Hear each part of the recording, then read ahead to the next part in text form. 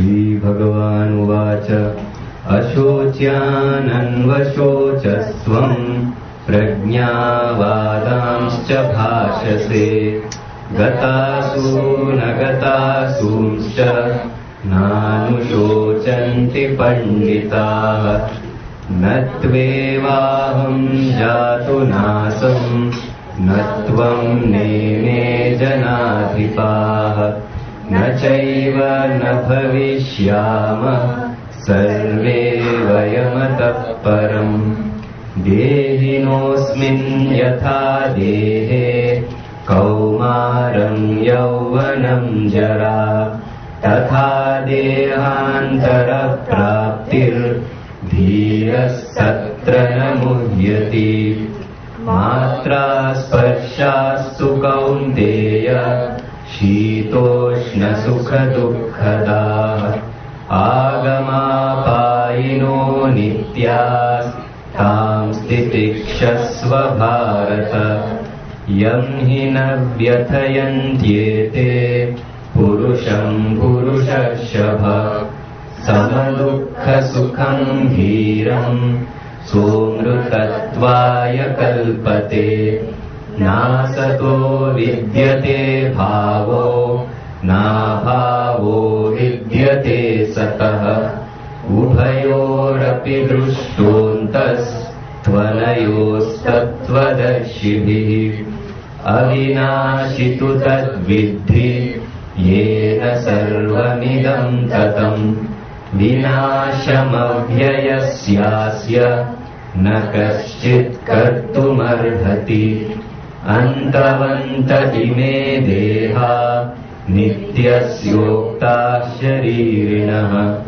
अनाशिनो प्रमेयस्य तस्माद्युध्यस्व भारत य एनं वेत्ति हन्तारं यश्चैनं मन्यते हतम् उभौ तौ न विजानीतो नायं हन्ति न हन्यते न जायते म्रियते वा कदाचिन् नायं भूत्वा भविता वा न भूयः अजो नित्यः शाश्वतोऽयं पुराणो न हन्यते हन्यमाने शरीरे वेदाविनाशिनं नित्यं य एनमजमव्ययम् कथं स पुरुषः पार्थ कं घातयति हन्तिकम्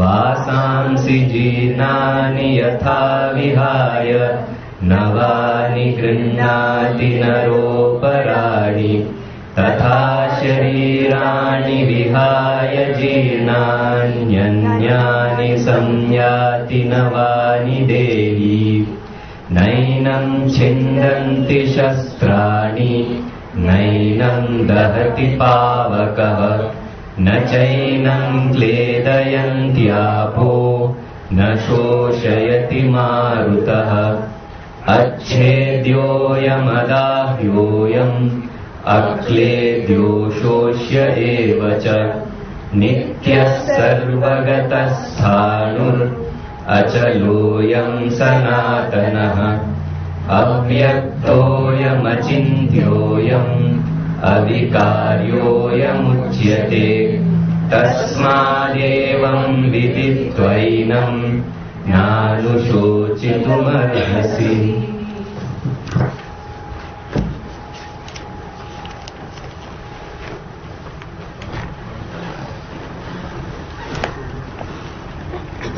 So we saw in the 18th verse, Anashino Aprameyasya. This Atman or Brahman which is being talked about in Vedanta is not an object for any source of knowledge. Eyes, ears, you cannot see it, hear it, smell it, taste it, touch it. Why not? Because it does not have those qualities. What can you see? Something which has a form. What can you hear? Something which has sound. Right? So beyond, because it does not have these qualities, it is nirguna, beyond qualities. You can't use qualities to use our sense organs and see them. You can't infer it. Even the scriptures, Upanishads and Gita, which are speaking about it, they cannot speak about it directly. They cannot speak about it directly. Only indirectly. Neti neti vachasa nigama vochu. What am I referring to? There is a Pratasmarana Stotram. The Pratasmarana Stotram is that in the morning you remember Brahman. Pratasmarami Hridi Sanspurat Atma Tattvam. Early in the morning when I get up, the first thing I notice is in my mind, I. First thing there is I. First thing we come across when we are awake is I. All the time this I consciousness is going on. Paramahamsa gatim turiyam, the goal of all Paramahamsas. What is the goal of all Paramahamsas? To realize yourself as Brahman. Turiyam means the fourth. Waker, dreamer, deep sleeper, and Turiya, the fourth, the pure consciousness. Jagara sushuptam, Jagara swapna sushuptam aveti nityam. That consciousness, which is the witness of our waking, which is the witness of our dreaming, which is the witness of our deep sleep also. I am that. Nacha bhuta sangaha, not a collection of matter. And in that hymn, in that stotra, there is a line, the next one itself. It says, Pratar bhajami manasa vachasa magamyam. In the morning, I celebrate that, I worship that, my own self, which is beyond speech, beyond mind. You cannot speak about it, you cannot even conceive of it. Then how do these books, how do they talk about it? Yan neti neti vachasa nigama voju. The Vedas, Upanishads, Gita, they all speak about it as neti neti, not this, not this. So, aprameya. The Upanishad, Kena Upanishad, talks of it in this way. Because it's not an object of any of the sources of knowledge, the Kena Upanishad refers to it as yat anyadeva tadvidita atho avidita radhi iti shushruma purvesham yanas tadvidvyata chakshire. We have heard this from the ancient masters of Vedanta. What is this? The ultimate reality about ourselves is other than everything that you know. Whatever is knowable, it's not that. So it's unknown. No, it's beyond what is unknown. So what is the one thing, which is completely different from what you know, or whatever is knowable, and different from what is unknown? See, all of us, we have a set of knowledge, the things which we know about. We have studied it, we know from information we have gathered, we know certain things. And we are surrounded by a vast ocean of ignorance. There are many, many things in this universe which we do not know about. So neatly everything falls into one of these two categories. Known, including knowable. And there is a vast that is unknown. Some of it may be unknowable also. Gödel's incompleteness theorem says there is something unknowable, also unprovable. So these are the two neat divisions. But what is other than these two? What is other than these two? Mithya. What is other than these two? The knowable and the unknowable. The knower, yes. Who said that? The knower said it. The knower, you yourself. Are you known? Yes, I am well known. But what is it about you that is known? Your body is known, your behavior is known, your language is known. The doctor can probe inside the body and know lots of things about the body. You can answer a psychology question revealing lots of things about your mind. But you, the consciousness, are you known? By what instrument of knowledge are you revealed? No. And yet are you unknown? No. You're the most known of all. To you, yourself, you're the first thing that is revealed. Upon waking up, the first thought that comes to my mind is, when the mind starts working, I. So you, the knower, you are beyond the known, beyond the unknown. This is called aprameya. Wanted to ask something? So aprameya, not an object of knowledge. These things you can draw some corollaries also. Somebody said that one more thing, that if this is all pervading, I think who said it? Just a little while. What did you say? If it is all pervading, then it can't be achala. That's how I understood the term achala once. It is achala, not can't be achala. It is achala. It is. It Yes. is not moving. Achala vayam sanatana. Krishna will say here. So if it is all pervading, the corollary will be, isn't it achalam, that it cannot move? You can move through space. Where will space move? Space cannot move. Because it is one and all pervading. There is no division in it. What will move into what? If there are parts, parts can be adjusted.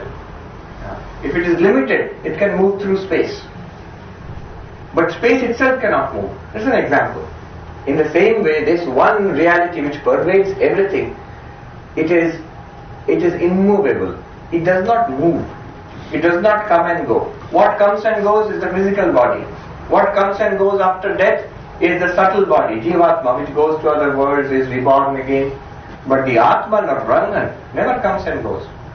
So this follows from the fact that it is all pervasive. Another thing which follows from this fact, an important one, a corollary, ekam, it is one.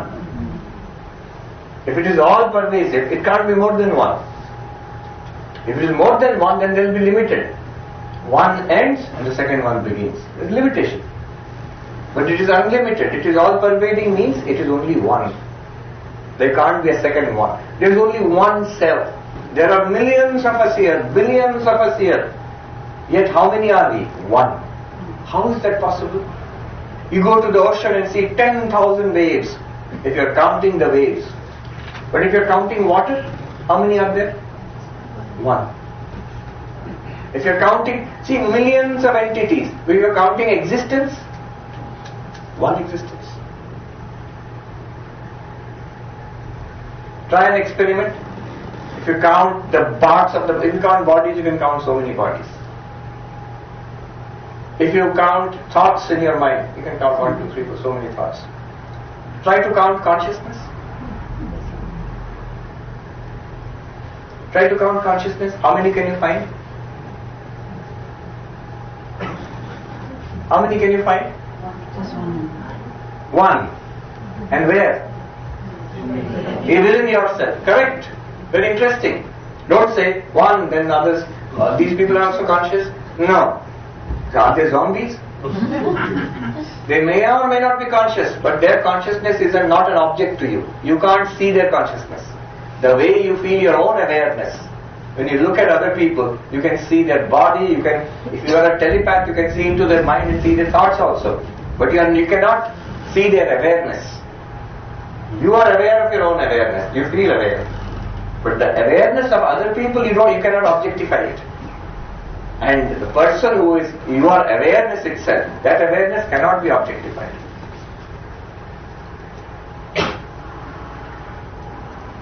It is not an object for any instrument of knowledge. If somebody asks you, did you go to the class? Yes. Was the Swami in the class? Yes. How do you know? I saw him. Was such and such person there in the class? Yes. How do you know? Oh, there was a register of names, I saw the name. Were you there in the class? You say yes. Which instrument of knowledge did you use? Did you see yourself? That I am there in the class, therefore I am there. Did you see? Let me see the register if I am there or not. Yes, I am here. You find it ridiculous. Why? Because your awareness is always shining forth. It is by that awareness that you see the Swami is present. It is by that awareness you will see the register of names and you see someone XYZ is present. So that awareness, it operates all the instruments of knowledge and each one reveals its object. But that awareness cannot be an object for any of those instruments of knowledge. aprameya. It is one. It is immovable. Then next, number 19. One more feature we have to take a look at. Another thing. So Sri Krishna is telling us many things about ourselves, which we can actually notice also. Once it is pointed out to us, we will see this awareness correct. It is eternal. It is unchanging. It is not an object of any source of knowledge. It is the reality, and everything else is dependent on it. It is satyam, everything else is mithya. Now one more thing he will say. 19. Yaenam vetti hantaram yaschainam manyate hatam ubhau na vijanito nayam hanti nanyate. He who takes the self to be the slayer. This is the context is the battle. So he who takes that I am the slayer, or I am slain by somebody else, he who takes it to be the slain, neither of these knows. It does not slay. It means your own reality. It does not slay, nor is it slain. What does this mean? What he's saying here is the Atman, the self, is not karta, not bhokta, is not an agent of action, nor the object of action. Pure consciousness, being itself, does not actually do anything. Nor is anything done to it. That he is expressing in this way, the language of war, that it does not slay, nor is it slain. Now I want to read out a poem by Ralph Waldo Emerson.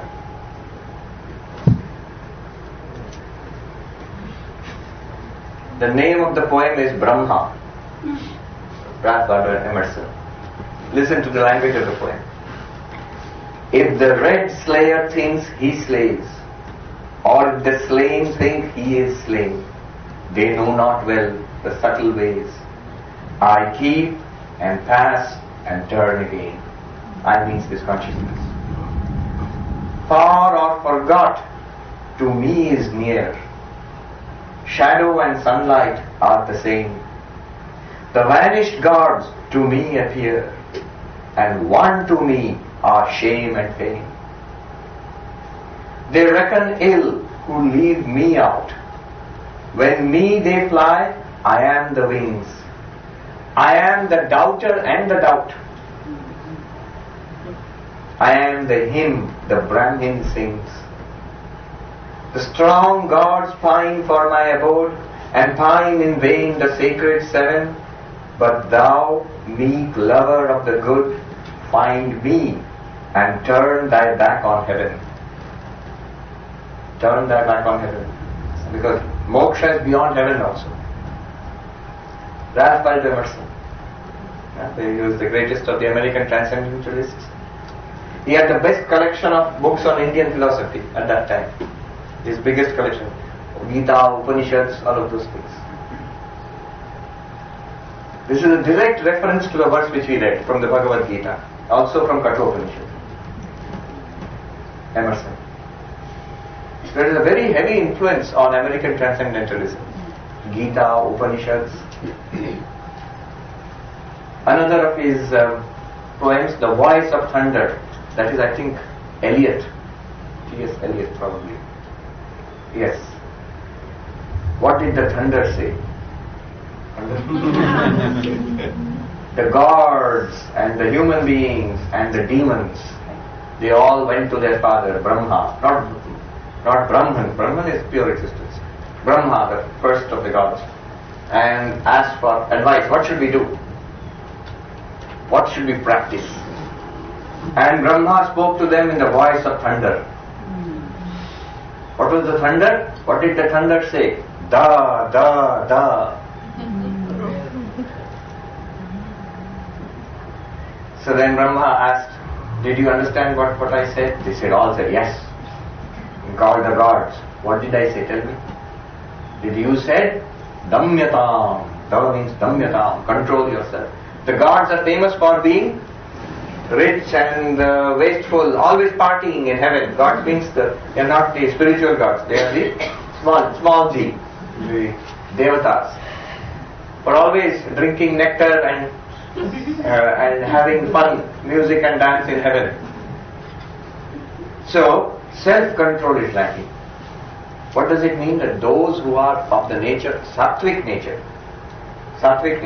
one danger of sattvic nature is, Sri Krishna will say in the Gita, Sukha sangena vadnati jnana sangena janana. They get trapped by this chasing pleasure. They are nice people, but they don't want any trouble. They don't want any struggle also in their life. They become addicted to pleasure, they become addicted to knowledge, not spiritual knowledge. Read all the books in the library. So that is a kind of refined person, addicted to learning, knowledge, and an easygoing life. That's dangerous. Dangerous means it will not lead to spirituality.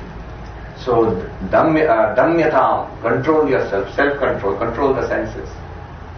Then the human beings came. Did you understand what I said? They said yes. What did you understand? Da means datta, give.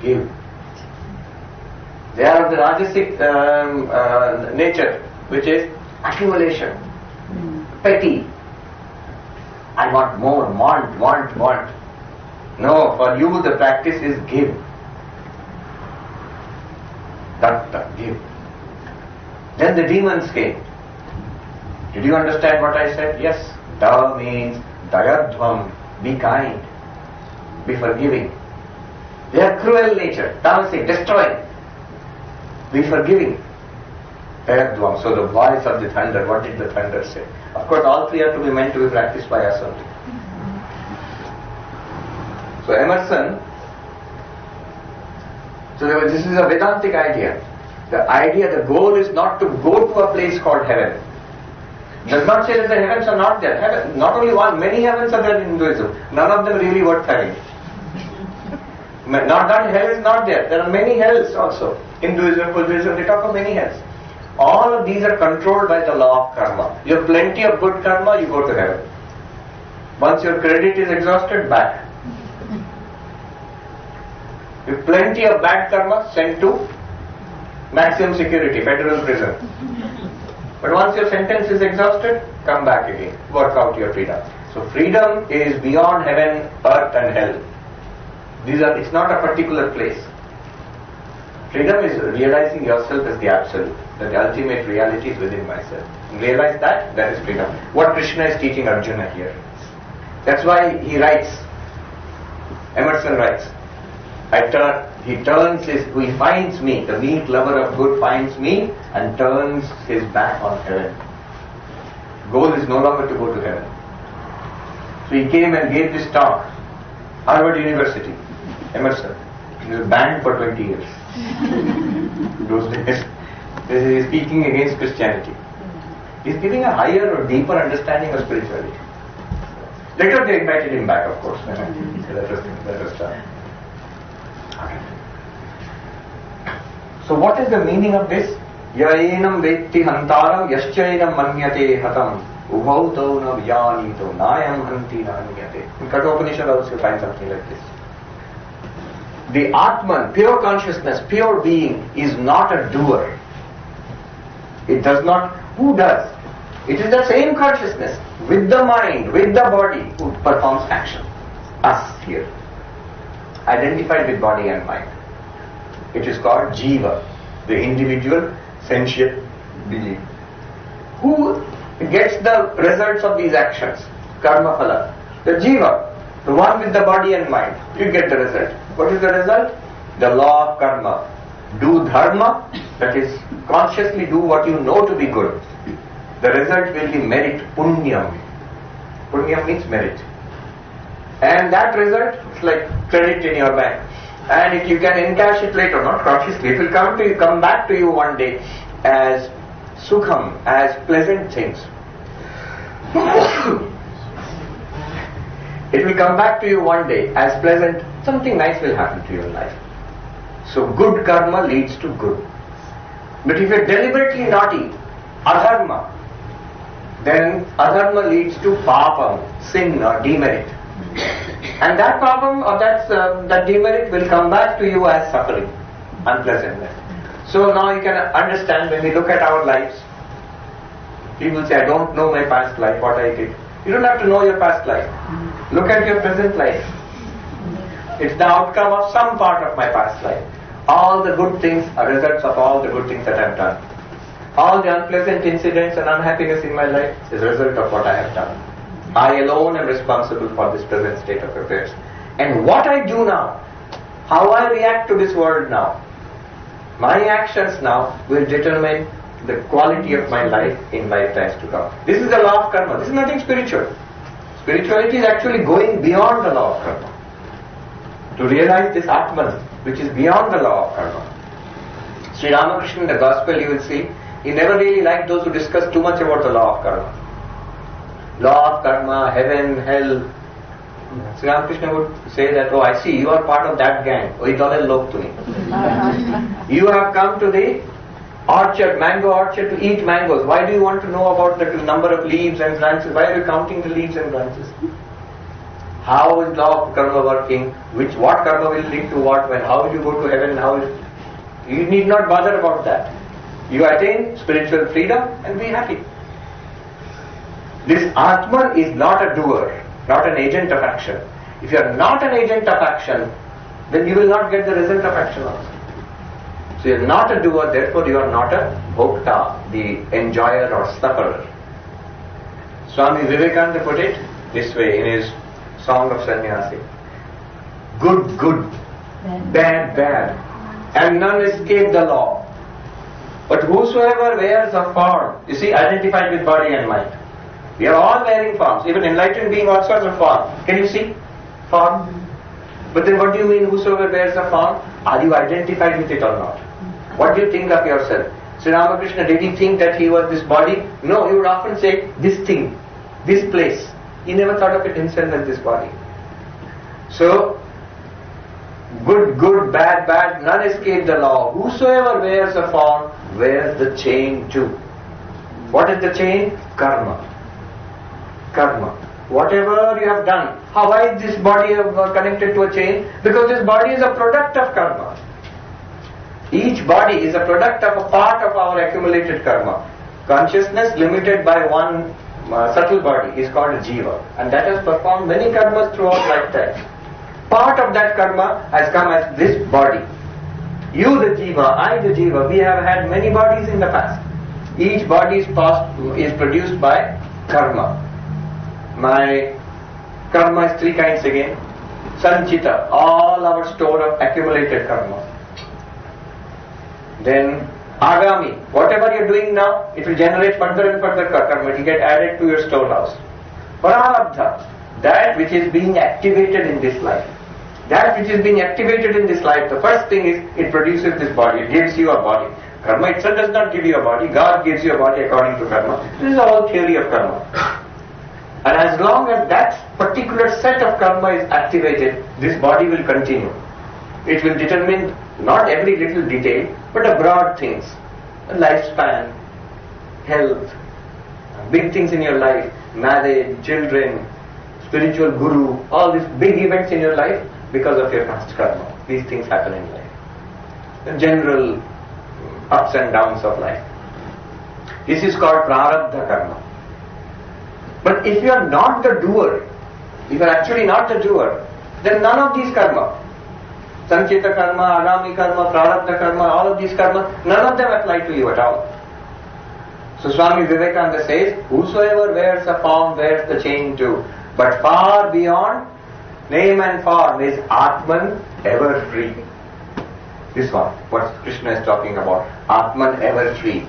No, thou art that. That is what Vedanta is saying. Vedanta is not talking about law of karma. Law of karma was taken for granted in India. Every Hindu, every Buddhist, every Jain, every Sikh, in Indian culture everybody takes it sort of as axiomatic. It's basically cause and effect. That's not really a spiritual teaching. It's a moral and ethical rule that you have to be careful about your karma because it produces effects. But what does Vedanta teach you? Vedanta teaches you freedom from the law of karma. So, whole march of your spiritual evolution is from not understanding causality, karma, to understanding and accepting causality and being careful about your karma, to going beyond causality, which is the Atman. Who does not understand causality? Maybe animals, maybe little children, maybe immature people, uncontrolled people. I know the result will be bad, but I'll still do it. Why? I can't control my passions, my greed, anger, lust. I cannot control it. And I go and do it, I know it is wrong. If it is wrong and you really believe in law of karma, you will know the result is also going to be bad. Do you want the bad result? No. Then why are you doing it? Can't help it. Immature person, childish or uncontrolled, senses are uncontrolled. They say in law of karma, there's a funny statement. Everybody wants the results of good karma without doing the good karma. Everybody wants to do the bad karma but doesn't want the result of the bad karma. Result of good karma, sukha. Result of bad karma, dukha. But Vedanta, result is freedom from this good and bad karma. Freedom from sukha and dukkha. Yeah. Just a minute, freedom from sukha also. Freedom from happiness. Now, freedom from happiness, you attain unlimited happiness. Not this limited chasing after this thing and that thing, trying to get it. Going around in the world with a begging bowl asking for a little bit of happiness. No. So, this is a new thing that Krishna has told us. If you are consciousness, if you are pure being, then you cannot be a doer of action. You cannot be the experiencer of the results of action. And yet it does not mean that action is not happening. Sri Krishna tells later on in the Gita, see, I have nothing to do in the whole universe, and yet I keep on working ceaselessly for the welfare of others. You also, Arjuna, you keep on working for two reasons. One is until you are enlightened, this work will be helpful for you. If you are a worldly person, the work is helpful for attaining worldly happiness. If you are a spiritual seeker, the same work you do without any desire, it will help you to attain enlightenment. Once you are enlightened, you will still keep on working because but there are no rules anymore after that. Once you are enlightened, there is no prescription for you. But you will often see enlightened persons, they continue to be engaged, but for the welfare of others. Often, but need not be. Some may be completely absorbed and removed from society also. Neither a doer nor the experiencer of results of action. Take the example of space. Lot of all actions, physical actions are possible within space. But does space do anything? When a movie is playing on a screen, so much action takes place. Good and bad and fights and car chases and aeroplanes and ships, so much violent action, volcanic explosion, earthquake. Does the screen do anything? No. Then screen is useless, remove it. No movie then. Sky is useless, it's not doing anything, remove the sky. Nothing is possible anymore. So the Atman is the ground of all action. All actions are possible because the Atman permits it. How does the Atman permit it? It gives existence. It gives consciousness. It also gives value. All that we pursue in life, sukha, happiness, I want to do it. Unhappiness, I want to avoid it. That's why we do action. That comes from the Atman itself. If you know the Atman, I am that, all this will cease for you. Yet, in spite of that, action can continue. But not for you.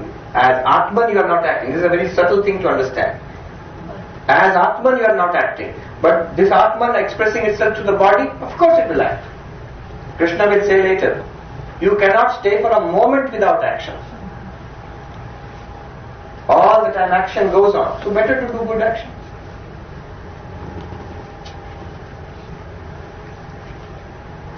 Then 20. न जायते म्रियते वा कदाचित् नायं भूत्वा भविता वा न भूय अजो नित्य शाश्वतोऽयं पुराण न हन्यते हन्यमाने शरीरे. Very beautiful. From this time onwards, from 20 to 23, it will be more or less a repetition of the ideas we have got. Na jayate mriyate va. This Atman is not born, it does not die. Body is born and it dies, true. Nayam bhutva bhavita va na bhuya. It is not that It is born at one time, the Atman is born at one time, and at one time it will not be. Same idea is expressing. What is true? It is true of what? That's true of the body. The body is born at one time, and it's true that at one time it will not be. Ajo, it is unborn. Ajaha means unborn. Unborn, more philosophical sense, uncaused. Atman is beyond cause and effect. Atman is not an effect, it's not produced by anything, but it's also not a producer of anything. Should object? Did you not, little while ago somebody asked a question? Cause and effect, karya karana viveka, drigdrishya viveka. So isn't the Atman ultimately the cause of everything in the universe? What do you think? Is the Atman everything the cause of, is Atman the cause of the universe? Creator of the universe? Producer of the universe? Yes? But you say Atma is ajaha, it's not born, nor does it give birth to anything. It's not a cause, nor does it produce any effect. It's not produced, does not produce any effect. What do you mean? This entire universe, where does it come from? Atman. From Brahman, Atman. So Atman is a cause. Why are you saying that the Atman is not a cause? Projection. If the Atman actually produced something, then you would say it is a cause. But this entire universe is not a second thing apart from the Atman. It is the Atman alone which exists. When an actor acts in many roles, actor acts as the king, as the soldier, as the beggar, same actor. Do you say did the actor produce the king, a soldier and a beggar? No. There is no king, no soldier, no beggar. It's only that one actor. It is that only God alone. God has actually not produced a separate universe apart from God. Did we not say everything here is nothing other than Atman or Brahman? So in that sense, ultimately Atman is not a producer. It's certainly not a product of anything. So one little boy in a question answer session asked me, who made God? Who produced God? God has not been produced. God is the producer of everything. Oh, very good. Once you have understood that God is the producer of everything, the next you will be told God is not the producer of anything.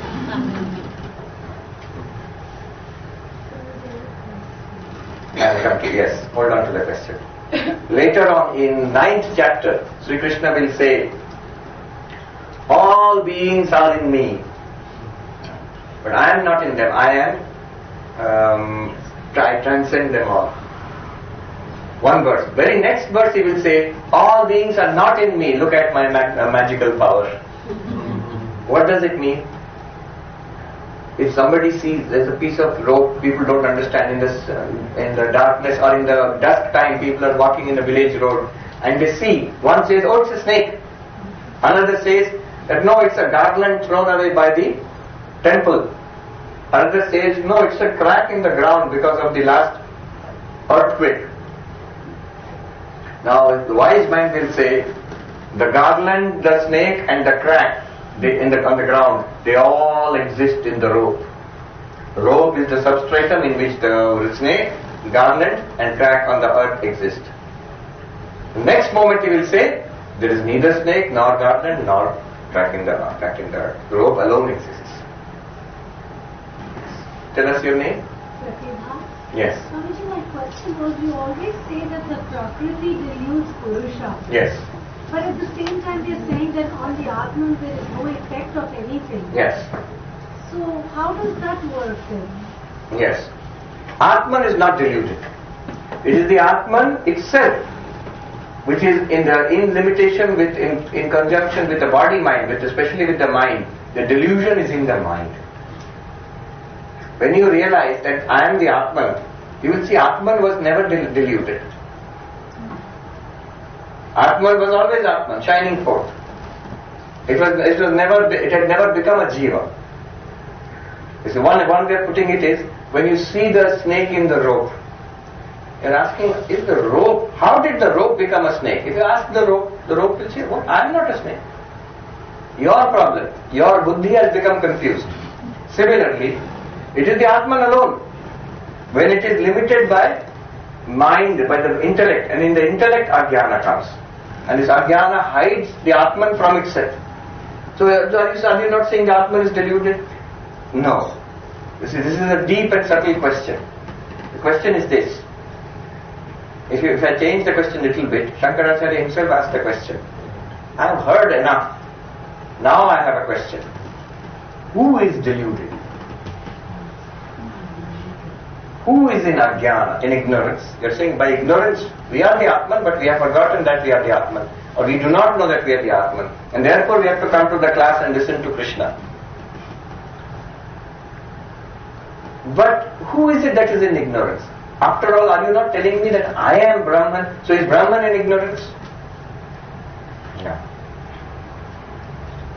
Then is the body in ignorance? The body cannot have ignorance. Is the mind in ignorance? Well, yes, but mind is jada, it's an object. It's also like a machine, a subtle body. Did you not say mind is sukshma sharira? How can, what is the problem if mind is in ignorance? Now, when this question is asked, Shankaracharya himself raises the question and he gives an answer. The answer is interesting. The question is this. So this is similar to your question. Who has ignorance? So in 13th chapter of Bhagavad Gita, Shankaracharya's commentary, one of the opponents raises a question. Just a minute, I've been listening carefully. You already asked the question in 2nd chapter itself. That man waited till 13th chapter to ask the question. So much I have heard. Wait a minute, whose is ignorance? Then Shankaracharya, because behind it is the idea that Brahman cannot have ignorance and I am Brahman. So who has ignorance? Shankaracharya's answer is very interesting. He says, why are you asking? He said, I am asking because I don't know. So you have ignorance. You just said you don't know. No, but I am Brahman. Do you know that you are Brahman? No, not yet. Then you have ignorance. Notice one thing. This question about ignorance, about being deluded, it is puzzling for us. That's why you ask this question. But nobody who is enlightened, whether Ramakrishna or Vivekananda or anybody who is enlightened, they never have this question. One Swami, he put it very nicely. He says, on this side of enlightenment, and at our level, we have the question, no answer to it. At their level, they have the answer but no question. So it is paradoxical, true. Basically, who has ignorance? Jiva has ignorance. Jiva, the sentient being, has ignorance.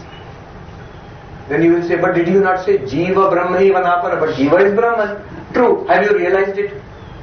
No. Then you must admit that till the point that you cannot say with conviction that I am Brahman, till that point we must admit that some kind of ignorance is there.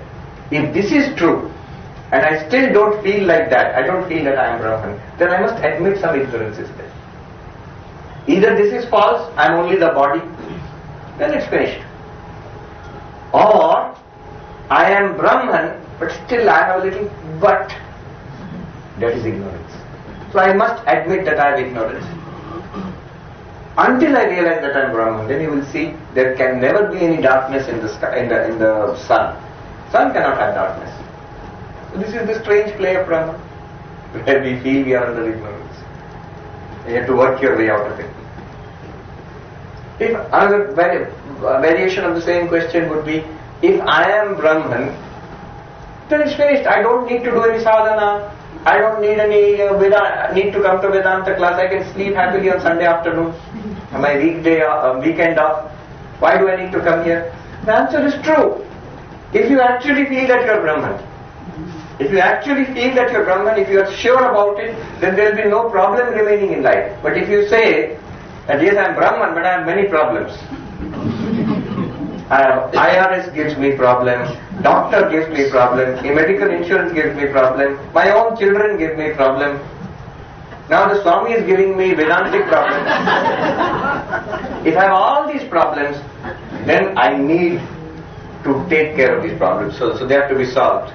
If I really honestly say I have no problem, then it's perfectly alright. And one has to go to that state where I really don't have any problem. To the extent that illness and misery and death, none of them are problems to me. If I come to that stage, fine.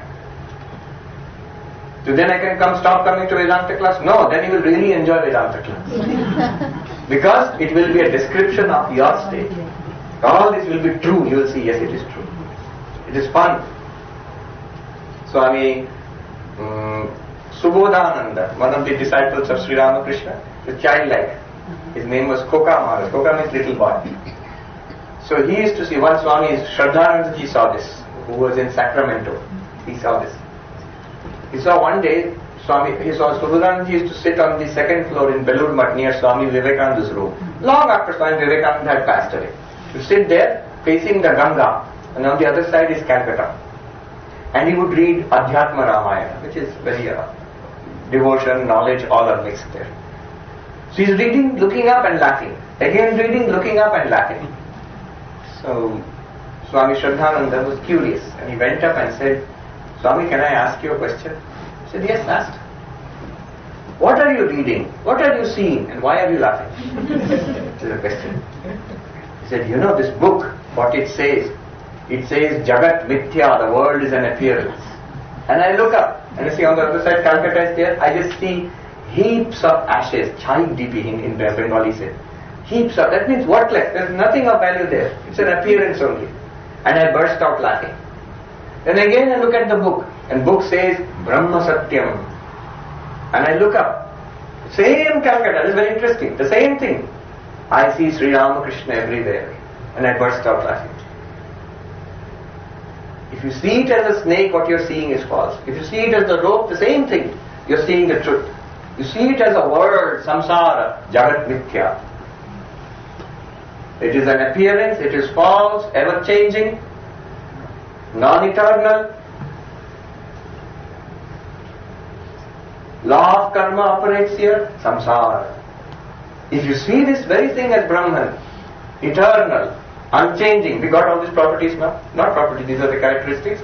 Eternal, unchanging, the one truth, reality. Akatta bhokta, not a doer, not an experiencer of results. Sarvagatam, all pervading. One reality. So he is seeing that and laughing.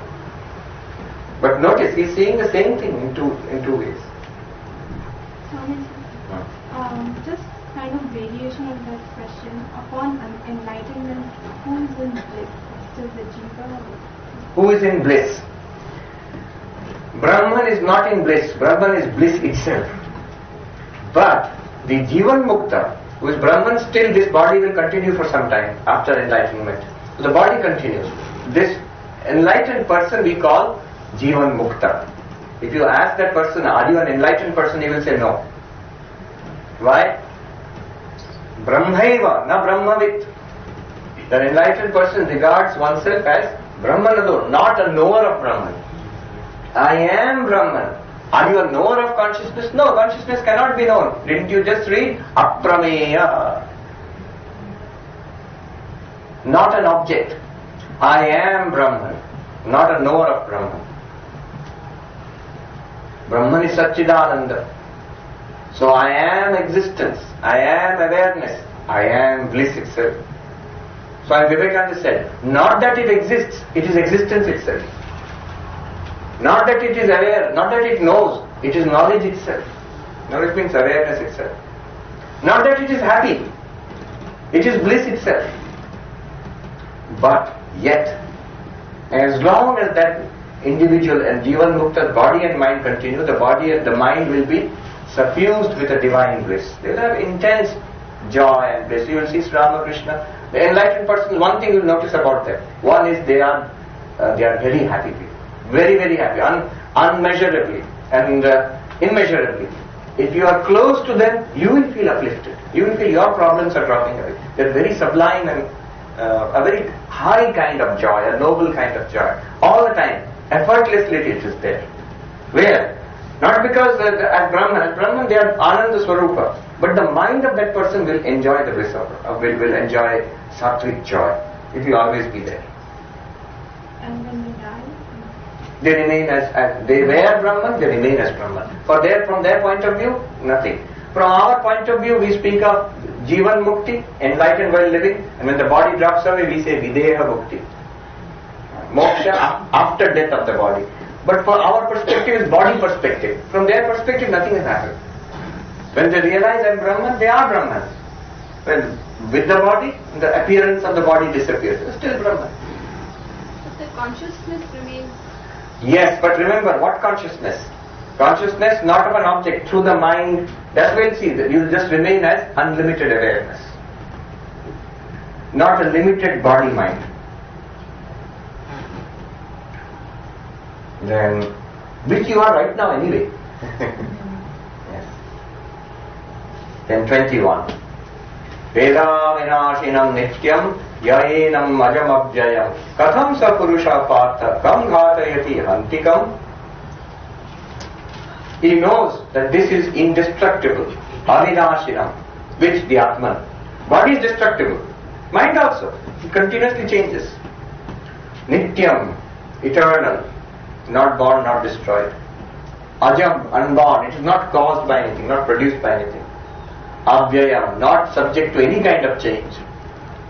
So this one, Katham sa purusha partha kam ghatayati. Whom will he kill or whom will he cause to be killed? It is just awareness, it's one awareness. Then this beautiful verse, very famous, Vasam chidinani yatha vihaya navani grihnati naroparani tatha sharirani vihaya jirnan anyani sanyati namani dehi. So he gives an example. Just as one set of clothes are old, worn out, you throw it away and you put on a new set of clothes. Similarly, the body ages slowly. It slows down. And the body is slowing down, the subtle body which is acting through the physical body also gets affected. Mind will slow down, memory will not function well. But you, the consciousness, are unaffected. We feel I am being affected. Distress, unless this is known, old age causes distress. You'll have to say, I was aware of the keen memory. Now I am aware of the memory which is faltering. Awareness is constant. I was aware of the strong and vigorous body. Now I am aware of the body which is weak. So the physical system begins to degenerate. A computer also, when it becomes old, becomes slow little. Yes. Swamiji, my question is, so Lord Krishna and Brahma Purusha, Yes. pregnant or Are like us who have attained to that level. Yes. So what is the difference? Are they all part of this ocean of waves? Although also considered as True. True. But avatars are different class altogether. See, very quickly speaking, what is the philosophy behind all this? Brahman is the only reality. Satchidananda Brahma, existence, consciousness, bliss. And you are Brahman. That's the whole of Advaita Vedanta. And everything else is an appearance. Everything else means other than Brahman is an appearance. But in this world of appearance, what is there? This appearance has three aspects. Jiva, Jagat, Ishvara. Jiva. We are also part of that appearance, this limited being, body-mind complex. This entire universe is an appearance. And the Lord of this universe, Ishvara, is none other than that Satchidananda Brahma with a name and form, with Maya. That Ishwaratva of Ishvara is an appearance. Be careful. I am not saying God is an appearance. World is false, God is also false. No. I am saying the Godhood of God is an appearance. Actually, what is God? Really? Brahman. The Absolute. As you are. As your Jivahood is an appearance, the individuality is an appearance. You are actually the Absolute. Ishwaratva is also an appearance. But that Ishwaratva in the appearance, in the world of Maya, there are many differences. Ishvara has the power of Maya. Same Brahman plus Maya is called Ishvara, is God, the God of religion, which religion talks about. And that God is extraordinarily powerful, because Maya is the power of that God. And you are a Jiva right now. So the same Brahman, limited by Maya, not with the power of Maya, under the domain of Maya. So the Jiva is extraordinarily powerless. We are very weak in many ways, physically, mentally, morally, in many ways we are weakness. We are very dependent on Ishvara, but all within this realm of appearance, in the realm of Maya. So here there are differences. There's a difference between Jiva, us, and when Ishvara comes down into this samsara as an avatar, and Rama, Krishna, Jesus, they're avatar. They come and operate within us like human beings, but they are not Jivas like us. There are many differences. One big difference is we are under the domain of Maya. They are the Lord of Maya. In Sanskrit, they are Maya Dhisha. We are Maya Dheena. Under Maya. Maya is under them. Then that means they are all one. They actually all avatars are actually one reality. That is Ishvara. Only God has avatar. Incarnations are all incarnations of God. We are not incarnations. We are reincarnations. Because for example, realize themselves as Jivan Mukta Huh. once They realize their identity with Brahman, but they don't become avatars.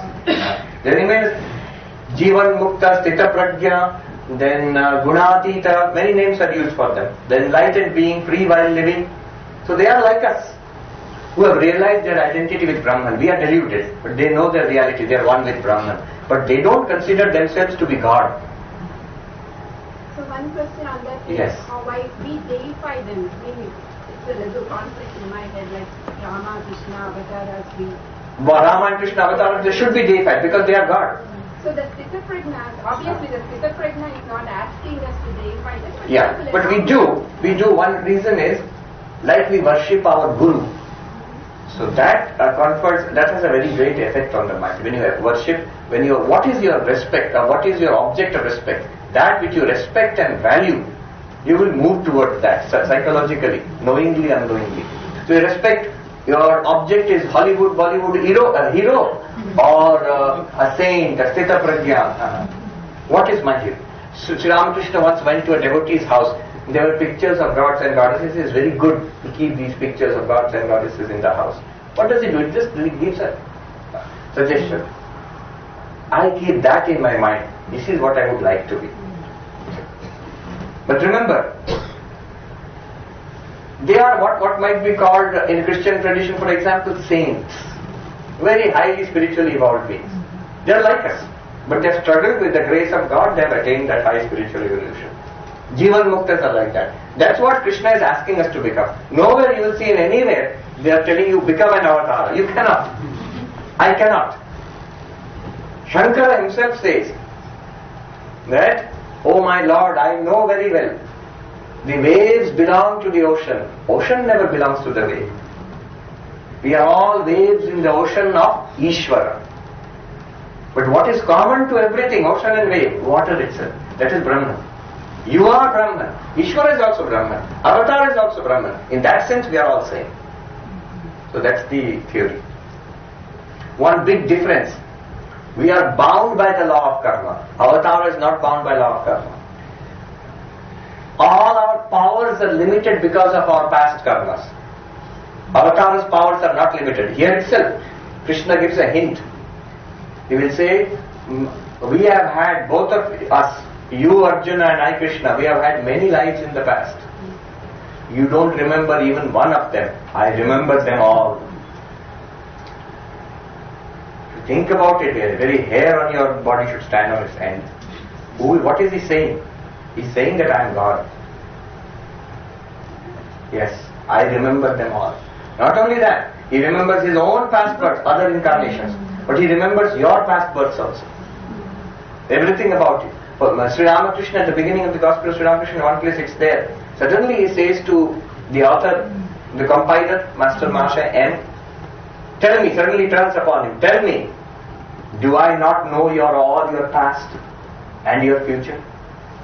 What a strange question. If somebody asked us that, I said, tell me, what is that? Which school did I study in? You say you know my past, let me see.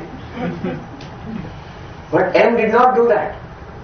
He immediately folded his hands and said, yes Lord, you know. I admit it, you know. Something he has got.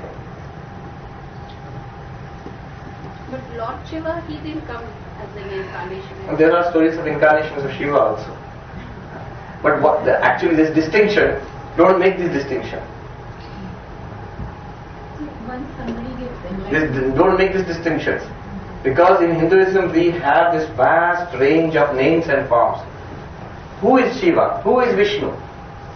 Vedanta will say Saguna Brahman, Brahman plus Maya.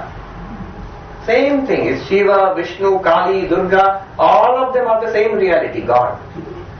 They are not actually different. Somebody said, I find this is difficult when you talk to Hindus, they talk like there's some kind of divine soap opera going on. What Vishnu said to Shiva, what Ganesha did to because so many mythologies have been built up. It's good, it keeps your mind engaged, but don't take all that very seriously. The whole point of it is to keep your mind engaged on the divine plane. But there is ultimately one reality. Consciousness plus Maya. That is Advaita Vedanta calls it Saguna Brahman. Oh, many hands. Yes, you wanted to ask? We don't know much about karma and phala.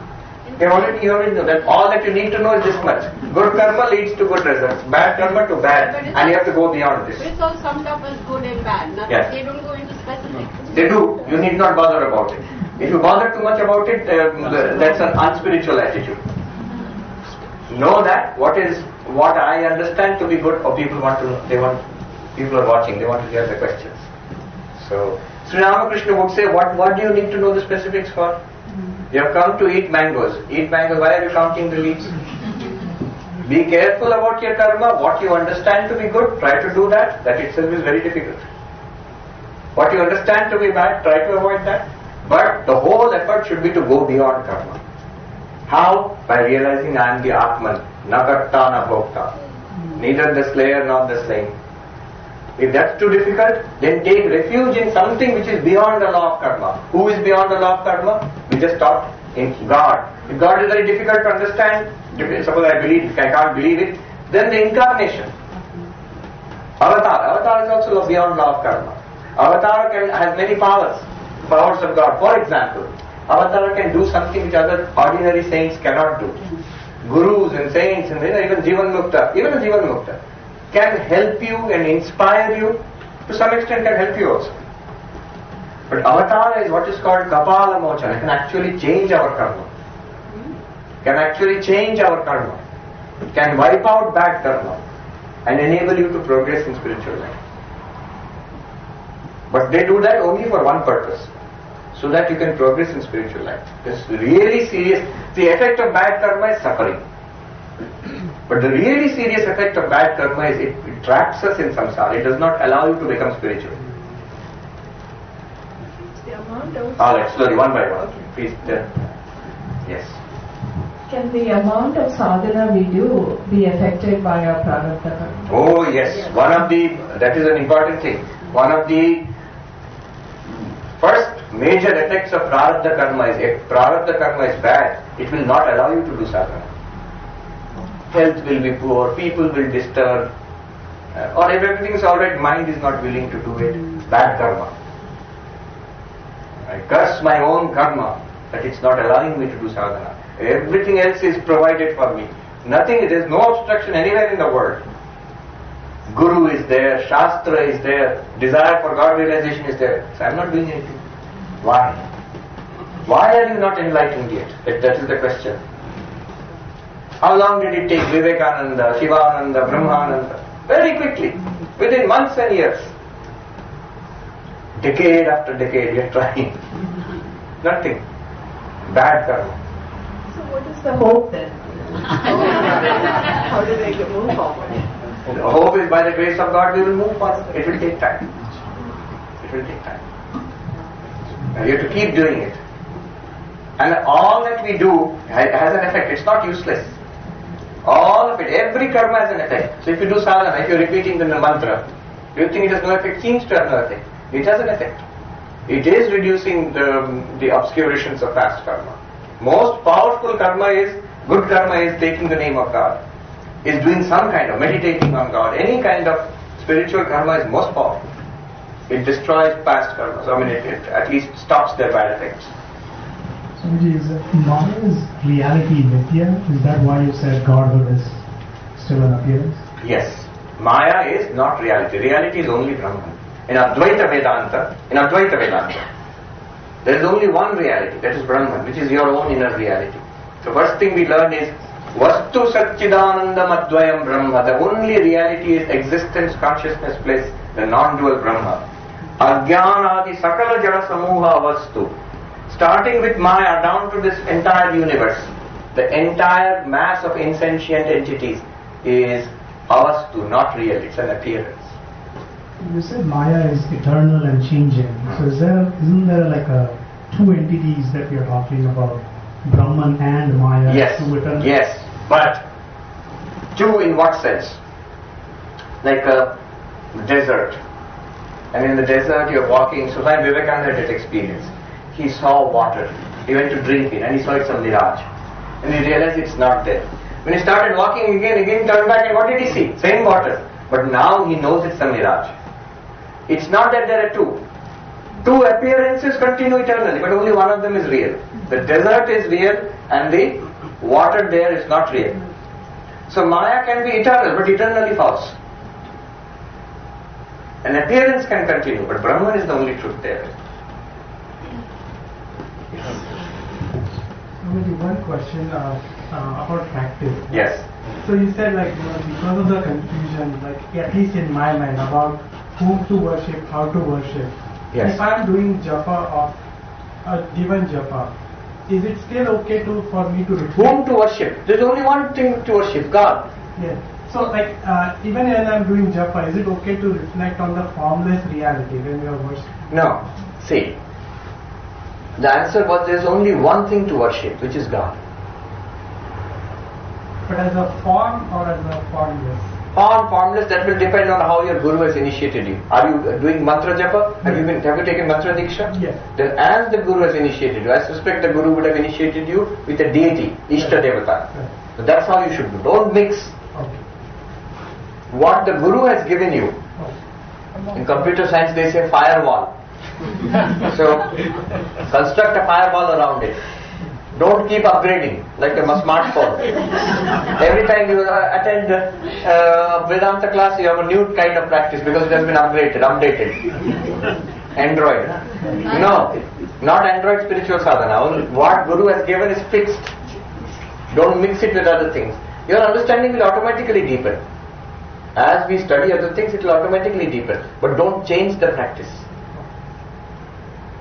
So yes. So as the Guru, that practice is fixed. Yes, just give the mark there. Bodhe Bodhkara and Pratibodha Viditam Matam, are they implying the same? Same thing. Exact same? No, they don't imply the same thing. Bodhe Bodhkara, awareness of awareness is how you realize I am Satchidananda. And Pratibodha Viditam Matam Amritatvam hi vindate. That's from Kena Upanishad. When you realize that in every experience, seeing, hearing, smelling, tasting, touching, thinking, walking, talking, in every experience of life, you see the same Brahman. In every ornament at Tiffany's, you see the same gold. Amritatvam vindate, that one attains immortality. So that is Pratibodha Viditam Matam. But first realization of I am, that pure awareness, that eternal, unchanging, that one reality, that is Bodhe Bodhkara. Then can you pass the microphone back? Oh, you have your question here, just pass it up there. I'll come to you at the back next. So once somebody realizes what happens, where do they start in the next life? All the knowledge goes off and you start off again, or? Oh, very good. Very nice question. What will happen in next life? You have realized in so much difficulty, attended so many classes. Next life, all the knowledge goes away. You're back to square one. Then start all over again. Come to Vedanta class. No. This entire drama of life ceases and you remain as the unlimited consciousness, existence, consciousness bliss. You remain as Brahman. No longer as a limited person. No longer subject to next life, no next life anymore. So, because you mentioned even for the Ishvara, it's the avatara, Ishvaratvam is different from Ishvara, right? So No, I did not say that. Ishvaratvam is an appearance. Ishvara is actually Brahman. Just as your Jivatvam, your limited personality is an appearance. Your real nature is Brahman. Okay, so then we just become Ishvara, so not No, we do Avatara. not. No, we do not become a Ishvara, we do not become Avatar. What did we do all this time? What were we talking about? We realized. See, another thing. All this confusion comes because of too many terms. Ishvara, Avatara, Jiva, Brahman. I am getting complete mess in my mind. Advaita Vedanta is actually very simple. All these are meant to help us, but they should not confuse us. What Advaita Vedanta says, don't worry about all these things. Are you aware now? Are you aware now, if I ask you? What will you say? Yes. What are you aware of? That we are the one consciousness. Are you aware of I am the one consciousness? Then you are already enlightened. Don't give me theory. Look at your own experience. If you ask me, what are you aware of? I am aware of you, I am aware of this table, I am aware of my body. Go deeper, I am aware of my thoughts, my feelings. So you explore that awareness itself, and then you will see all that Krishna is saying. It's not theory. It's not something to make you feel good. Oh, I am that something strange called Atman, I am that. Not at all. It's not at all strange. It's the most familiar thing in our life. We are not seeing it. All these terms and philosophies are meant to help us, not to confuse us further. We are already very confused.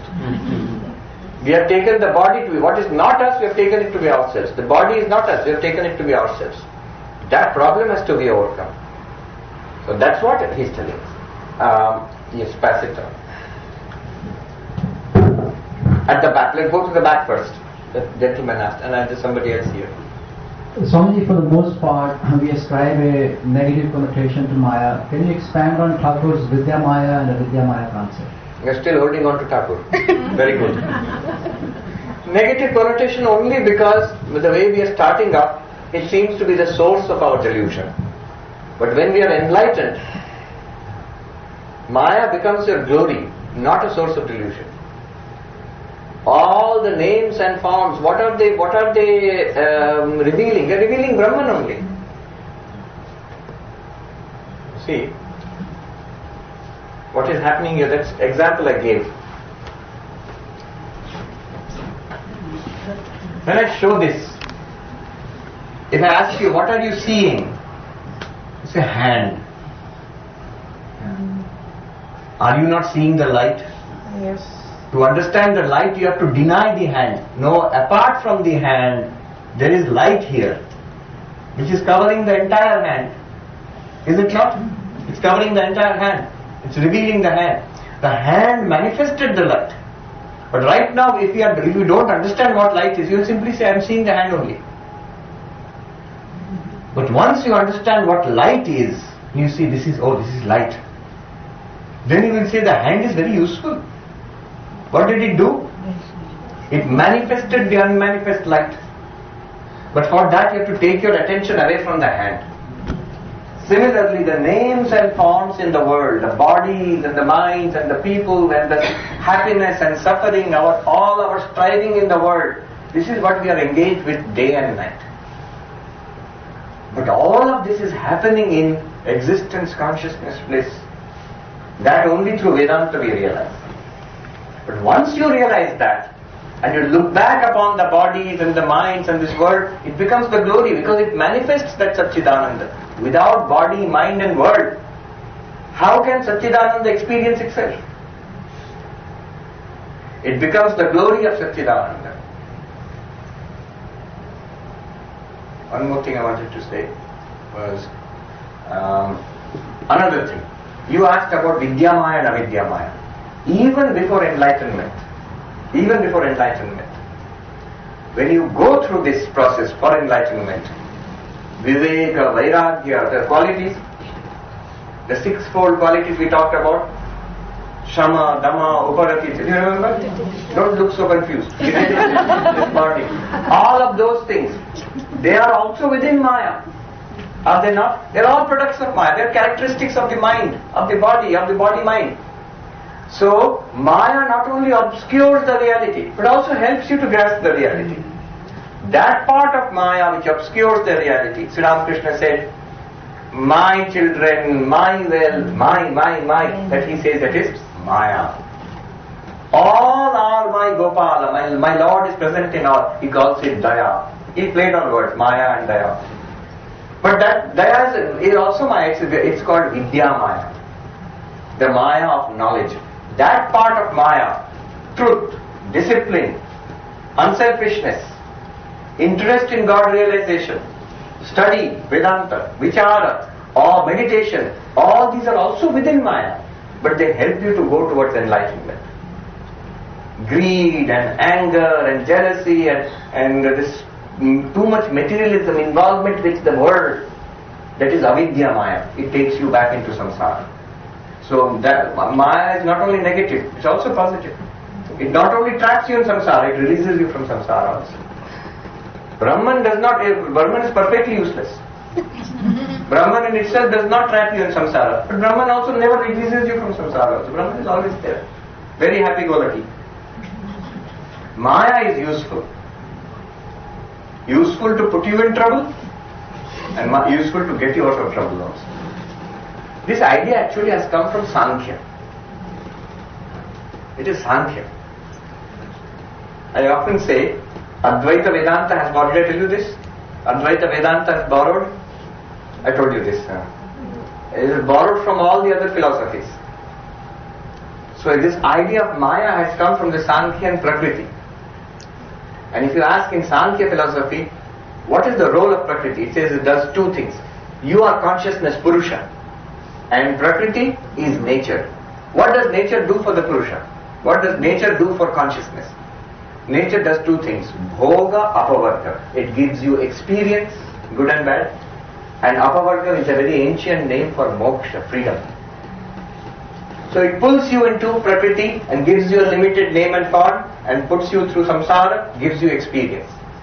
What experience? All of experience, sukha, dukkha, and jnana, all of that it goes, you get. And then finally when you have enough of it, you want freedom from it, same Prakriti will give you freedom. There's a very old, very ancient Sankhyan saying, Prakriti is like this old mother Prakriti through the desert of samsara, Marubhumi, is carrying the child, you are the child, is tirelessly carrying you across the desert, and once you are beyond the desert, beyond danger, mother has put you back. She will again come back for the other children and take them across. So this is what Prakriti is doing tirelessly from eternity to eternity. So it's a very wonderful conception.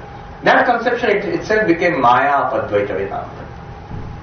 There was a gentleman there who wanted to ask questions for a long time.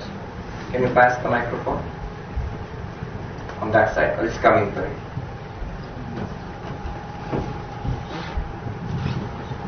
Yes. Namaste Swami. My question is on similar to some of the other discussions. Yes. The question is, if I am the Atman already right now, then what does self-realization actually do to me? So, for example, Atma is always Atma, right? So, who is trying to get enlightened here? Is it the mind trying to get enlightened? If that's the case, how does an object know the subject? Did you hear the question there, which was there a little while ago? Yeah. Whose delusion is it? Who has got ignorance? Same question, who is trying to get enlightened? And another part of the question is, what is it that we are trying to do? Because you cannot do anything to yourself. Atma is always Atma. You are already Satchidananda. And the body is always changing. What will you do to the body? What will you do to the mind also? Always changing. So what are we trying to do in Vedanta? Very interesting. What does Vedanta do? There's a saying among the sadhus in the Himalayas. What does Vedanta do? Praptasya prapti.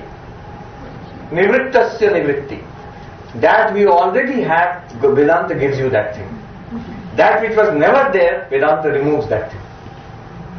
What was never there? Samsara was never there. Vedanta removes.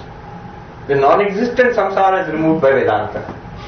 And what you always have, Atma, that Vedanta gives you. Sounds like the ultimate con job. Does Vedanta give that to the mind? Yes, the knowledge is, the ignorance is in the mind, and knowledge is also in the mind. Knowledge comes in the mind, removes the ignorance in the mind, and then we realize that I am the Atma. So when I realize that I am the Atman, that's not the mind realizing I am the Atman. Realization is always in the mind. Remember, it's like this. You're saying that I am the Atman, it's also knowledge, so it's the mind. But no, it is the Atman also. Because what is the function of the mind? Knowledge is the function of the mind. Thinking is the function of the mind. It's like this. The example, classic example is when I say, I am happy. Who said it?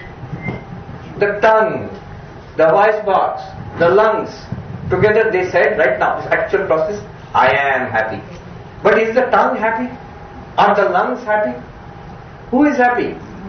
Mind is happy. But the mind cannot speak. The mind is using this vocal apparatus to express, I am happy. But it refers not, tongue is saying it, but it does not refer to the tongue. It refers to the mind behind the tongue.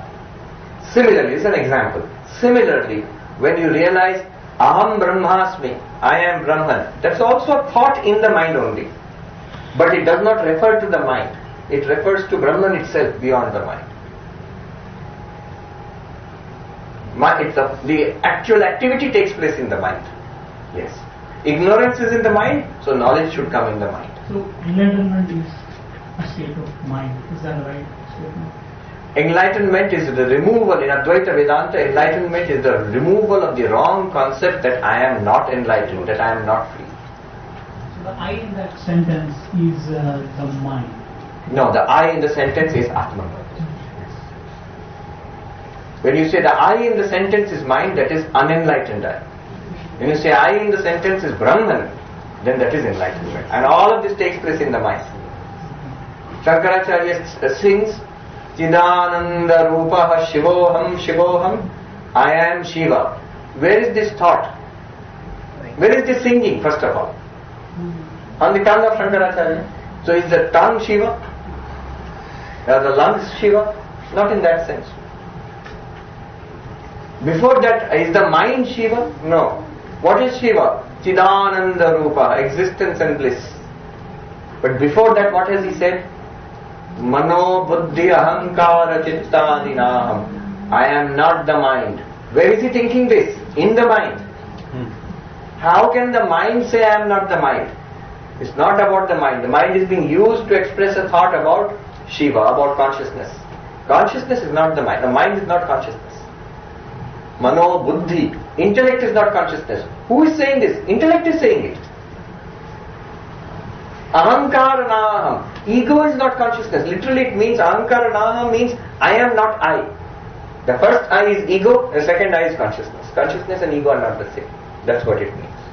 So in that case, when I get enlightenment, so mind is maybe there's a change in how mind perceives. Yes, there will be a huge change in the mind. So what is it? What happened? When you said there will be a huge change. There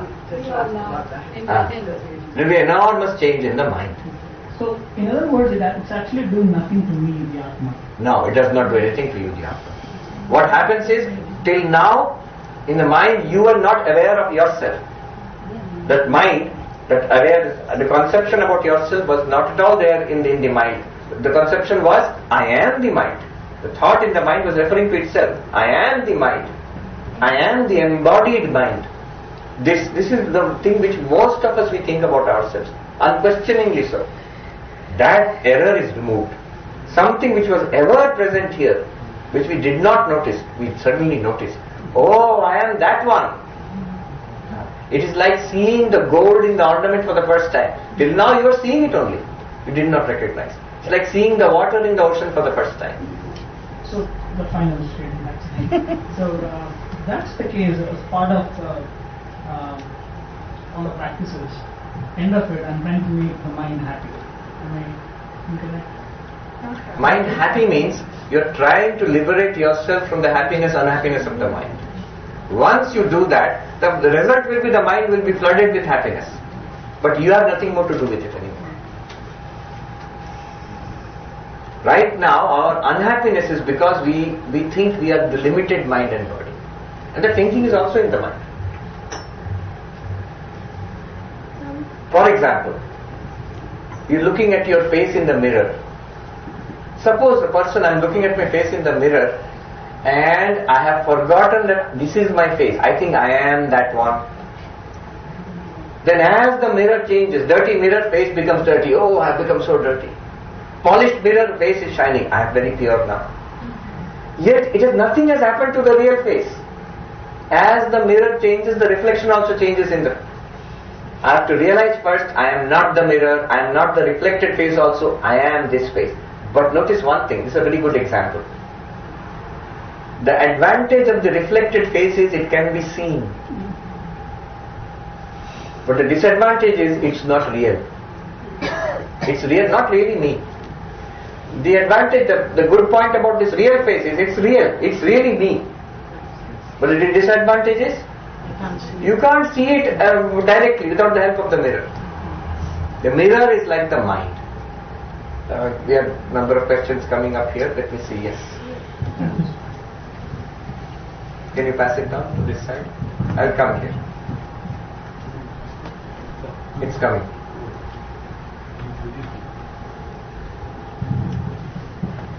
That lady there, she wanted to ask something. We'll take the others, hold on to your question. I will do a few more verses and then we will come back to the question. When reading Speaking to the microphone. When reading Swamiji's writing, he explained Uparati as, he said, never have any thought in mind which involves indriyas. First of all, how can we think about anything without involving our indriyas? And I have another question. What is the difference between Chinta, Dhyan and Dharana? So the first one is Uparati. Whose translation are you reading? I was reading in complete words. Yes. So, never having any thought about the indriyas. What it means is, indriyas means the senses. Rati means using the senses, becoming engaged in the objects of the senses. I want to see things, hear things, smell things, and that's my objective. Okay? So, all my effort is using the senses to get enjoyment from the world by seeing, hearing, smelling, tasting, touching. That is called rati. Opposite is withdrawal from there. And the highest state of withdrawal is this one. Not even a thought will come that I want to get enjoyment by using my indriyas to see the world and things. Of course you will use the indriya. You are learning Vedanta. Are you not using the indriya? You are reading a book, you are listening to it. But the purpose here is to realize Atman, not to use the indriya for sense pleasure. That's what Swami Vivekananda means there. Okay. The second one was Chinta. What's the difference between Chinta, Dhyan and Dharana? Okay, Chinta, Dharana and Dhyan. Let's take it in that order. Chinta is thinking. As different thoughts keep coming in the mind, each thought is called a Ritti, Chitta Ritti. As it comes and goes, that is called Chinta. Thoughts, one after another. We are all the time Chinta is going on.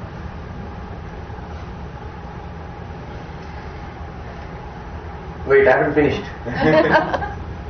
You see, when people ask questions, we should not be eager to ask our own question. When will you finish? My question is there. No, listen to the other questions. These are common questions for everybody, and we can all benefit from these answers. So, Chinta is our normal thinking process. Right now, Chinta.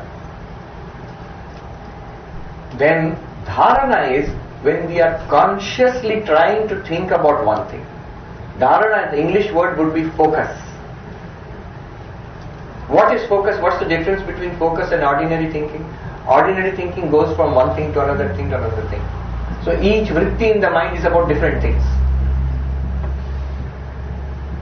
But focus is, each vritti is about, each succeeding vritti is back to the same thing again. I'm studying this book. Sound comes, my mind wants to go there. No, back to the book. What is the time? I want to see the clock. No, back to the book. Focus. As that focus becomes unbroken, that is called dhyana, meditation. Okay. Let me just finish the verses. Hold on to your questions.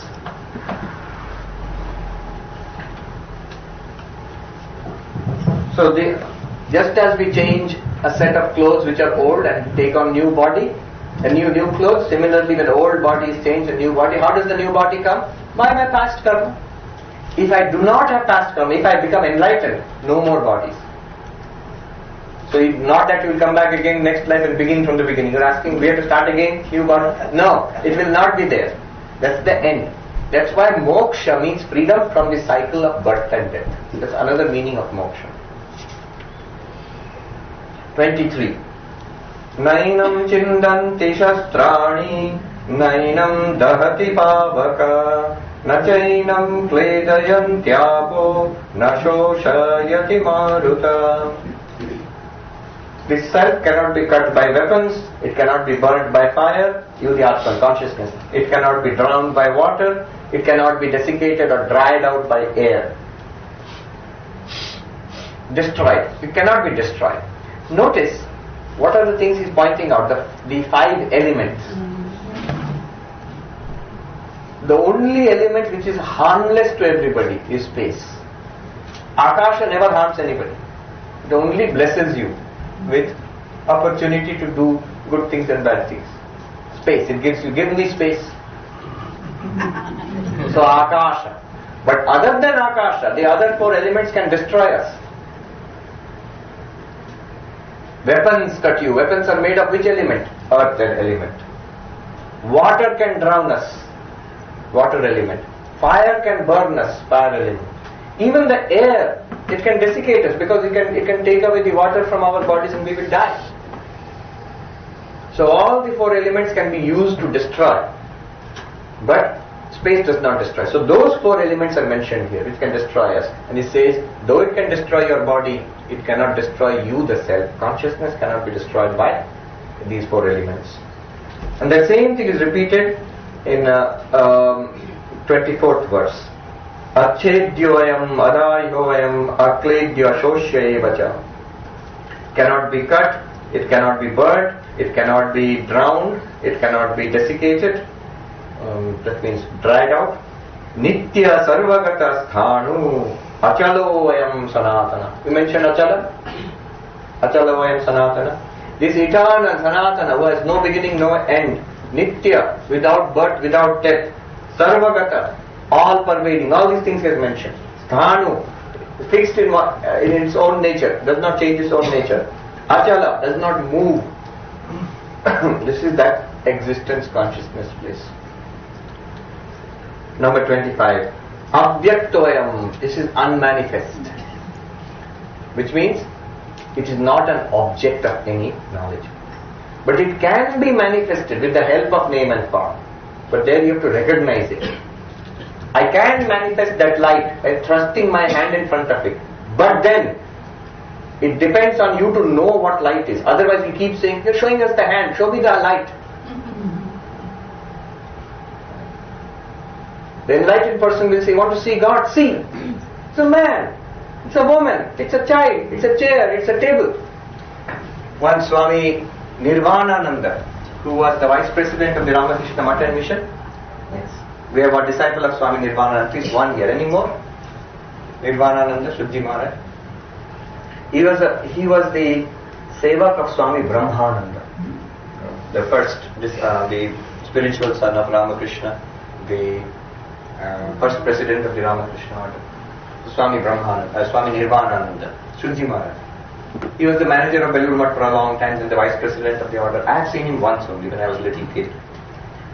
Now in his lifetime itself he was recognized as Jivan Mukta, enlightened while living. Actually Swami Brahmananda, before Swami Brahmananda passed away, in the extraordinary description of the passing of Swami Brahmananda, in continuous ecstasy. And both, he is having visions of Krishna and he is realizing himself as the infinite ocean of Satchidananda. All those disciples who came to him, he blessed them. The last one to come was this Nirvanananda, who had served him throughout his life very faithfully. And to him he gave the highest blessing. He said, what else will I give you? You will realize Brahman in this very life. You will become a Brahma Jnani in this life. I bless you. Later in his life somebody asked him that, have you realized Brahman? He said, yes. What do you see? And he said, I see everything. Whatever that means. Actually what had happened was they were hiding in those days tape recorder under the bed to record what he is saying. So he said, have you realized Brahman? He said, yes. They rarely say it. Very difficult to capture. So what is the pure? You realize Brahman means, what are you seeing? He said, I am seeing everything. Means I know what's going on there. I actually heard that recording. Anyway. Now, one day, another monk, who is a very senior monk of ours, he told me, he was a brahmachari, he was a disciple of Swami Nirvanananda, so he wanted some chance to serve his guru. So they would give him some chance every day, he can go and do something. He was a newcomer, new brahmachari, just 2 or 3 years he had been ordered. So one day he was sitting, and Swami Nirvanananda was sitting on the bed in Belur Math, near Swami Vivekananda's room, that room next to me. So suddenly Swami Nirvananda asked that brahmachari, who told me later, many years later, he said, he asked me, what is this? I said, it's a table. Table. What is that? In those days, this big iron trunk, we would call them trunk. You know what a trunk is? Yeah, trunk. It's a trunk. Trunk. What is this? It's a bed. Bed. Oh my God, how many years have you spent in the order? 3 years. He started shouting. And another senior Swami who used to serve, I think Ranjit Maharaj or somebody, Gyan Maharaj or somebody, Gyan Maharaj. He came running thinking that the new brahmachari might have done something to upset. Maharaj, what happened? No, I am so worried. This young man, he is saying this is a trunk, he cannot see it as Sri Ramakrishna. This is a table, he cannot see Sri Ramakrishna here. It's a bed, he cannot see Sri Ramakrishna here. And he has spent 3 years, he has not become enlightened. What will happen to him? And they said, Maharaj, he will become, it will take little time, slow. He will become enlightened. Then you see, same thing. Clearly the Swami is seeing something. Seeing it not with these eyes. He has realized something. And the rest of us, we are seeing a bed, a trunk, a table. He was a very remarkable character. And amazing, because I saw him only once in my life. And I still cannot forget. It leaves a very powerful stamp on your mind, yes. Alright. Abhyaktoyam. Achintyoyam.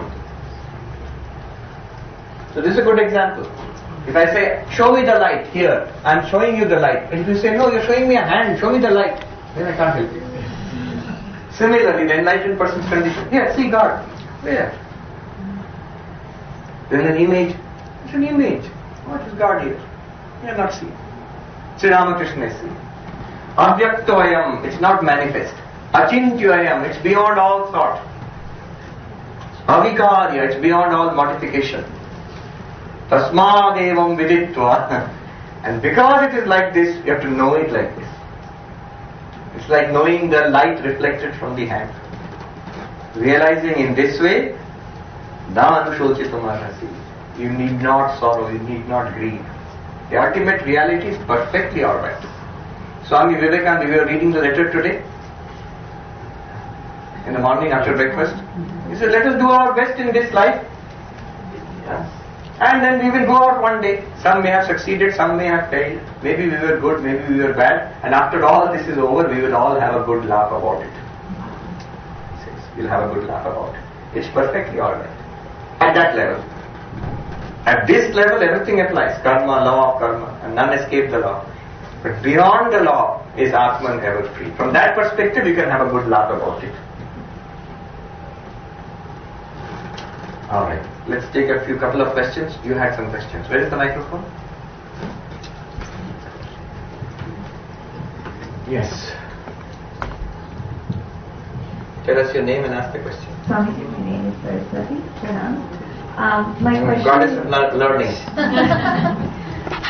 My question was about if when the mind and the intellect are dissolved in deep sleep or in samadhi, how are they different? Like, how do you know this is a samadhi experience versus this is deep sleep?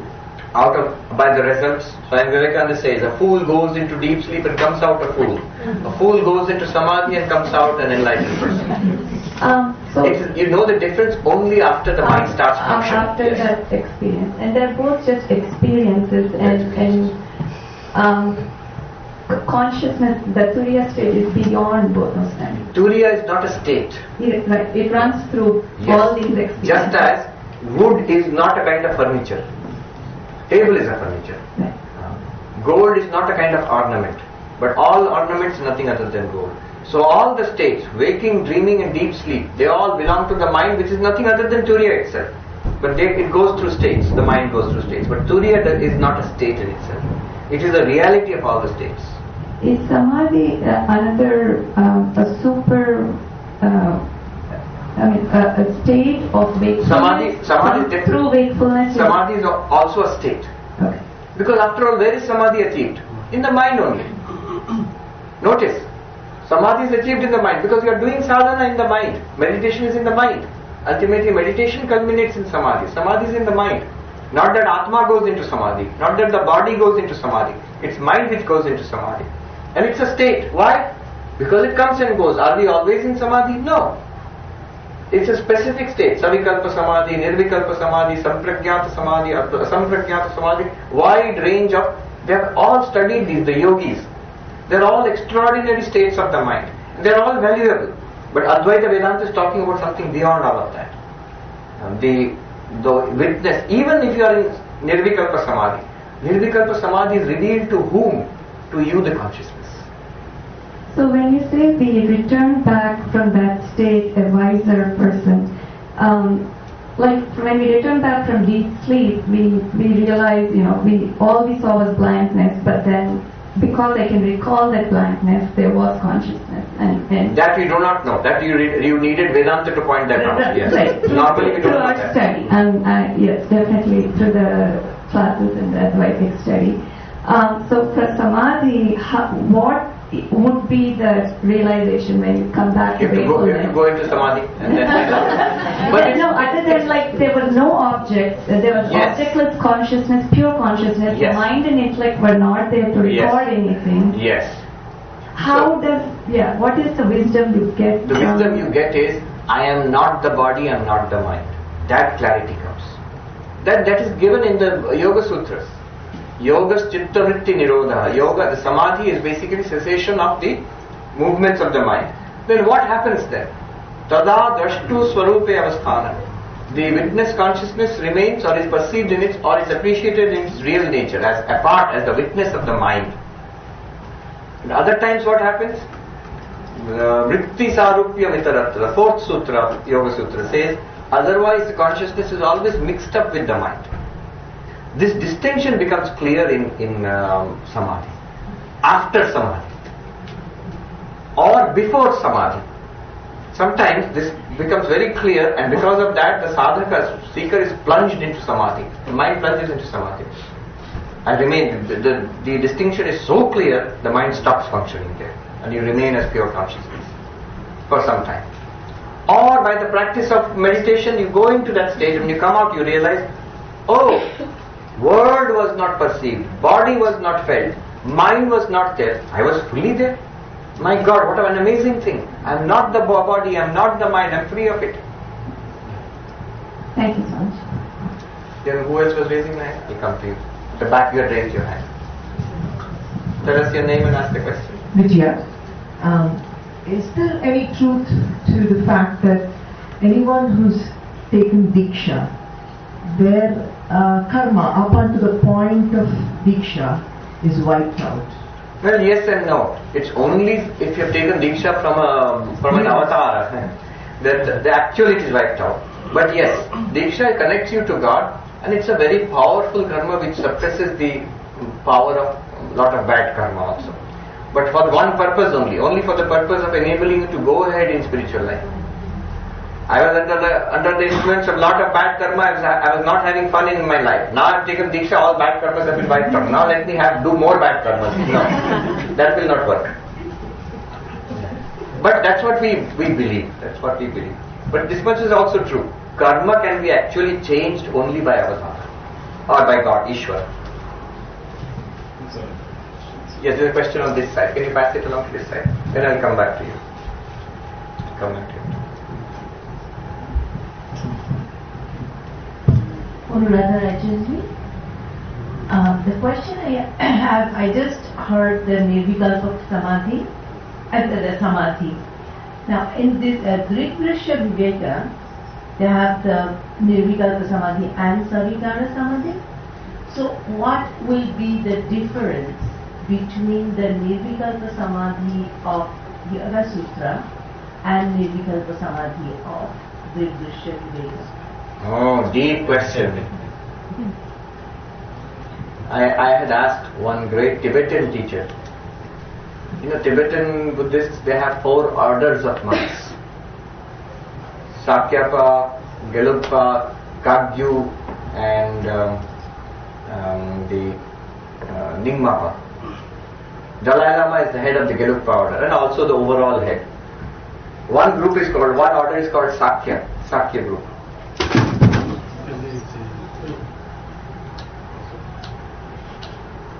One group is called the Sakya group.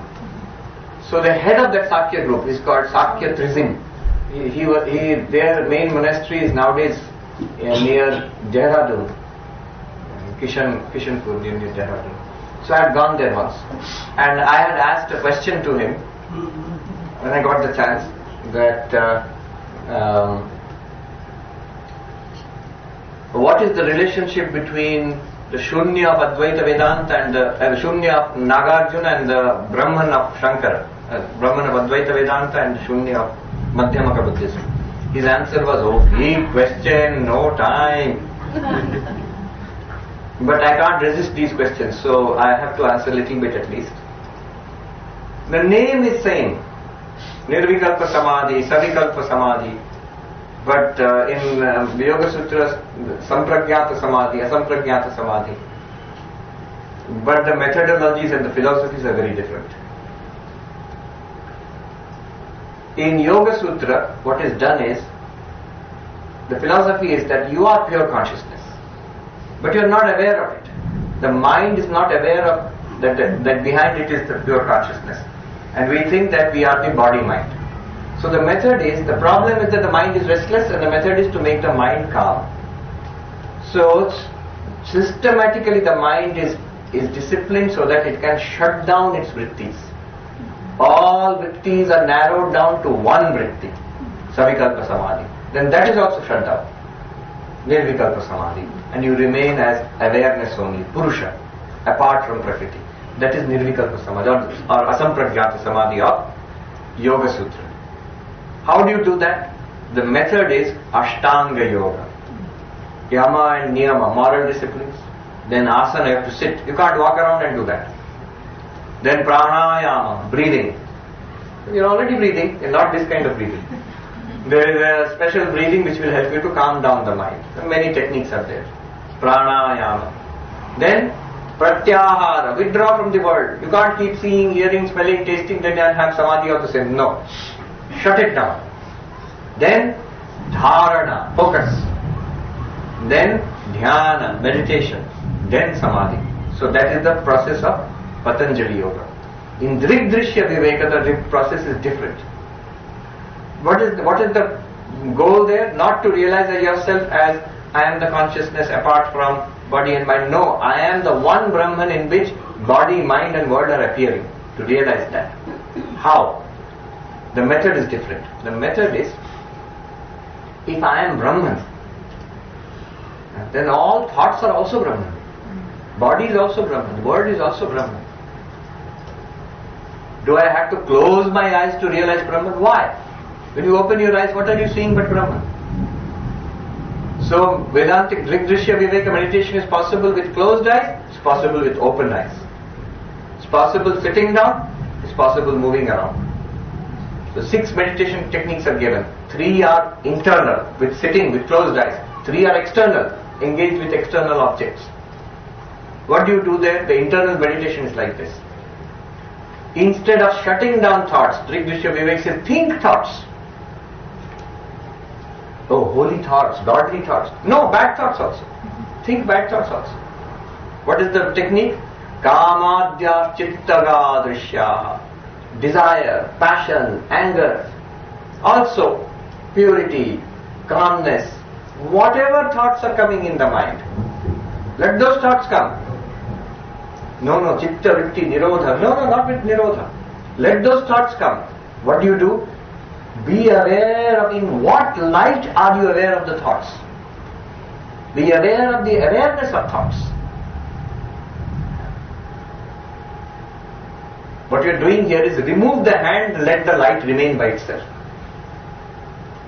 What Drigdrishya Viveka is saying, no, thrust the hand into the light and notice the light with the help of the hand. Kamadhyas chittaga drisyaha. All the drishyas, the experiences which are coming in your mind. What are the experiences? He says, yes, kama, desire, etc. Whatever is coming in your mind. Tat sakshitvena chetanam. You, the consciousness, are the witness of these things.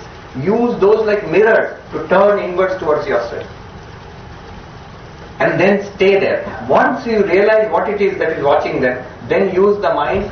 Second meditation will be Shabdanuviddha. That means use a sort of Vedantic text. Asangoaham, Satchidanandoaham. Notice, not like a rhetoric, not like slogan. I am Asanga, I am Satchidananda. No, not like that. Notice this consciousness, this light. Is it attached to anything? See, when the light reveals the hand, right? Is the light attached to the hand? When I bring the hand out, it is still shining? Like no, it reveals the cloth. Is it attached to the cloth? No. Light is asanga, not attached to anything. Whatever comes, it is revealed by. Consciousness is unattached. You notice that about consciousness. So all the Vedantic statements which are used in the second phase of Drigdrishya Viveka Samadhi, you actually notice it about your own consciousness. When you say it, it is already reality. You are not practicing it. When I say, I notice it is Gerua, orange. I am not practicing orangeness, I am noticing it's orange. I am noticing it is Satchidananda. You can see actually each of them I can show you if you understand what you are talking about. It is Sat, it is Chit, it is Ananda itself. As you do that, next, drop the thought, drop the text also, the words. Let the light remain by itself. That is Nirvikalpa Samadhi of Drigdrishya Viveka. Good question. Can you pass the microphone? Last one.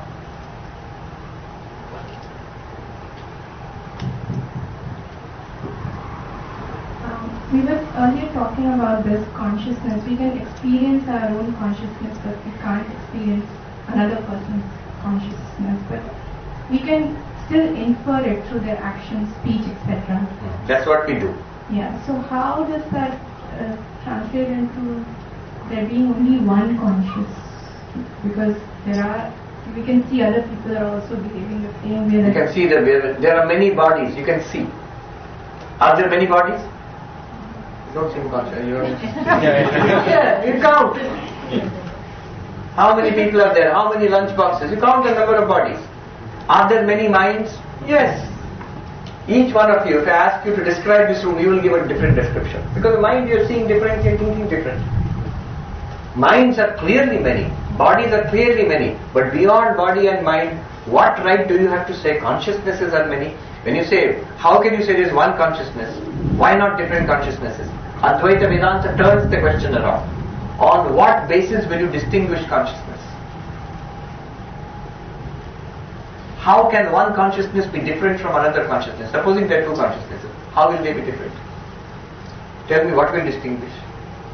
How do you distinguish bodies? You can count physically. How do you distinguish minds? You can ask.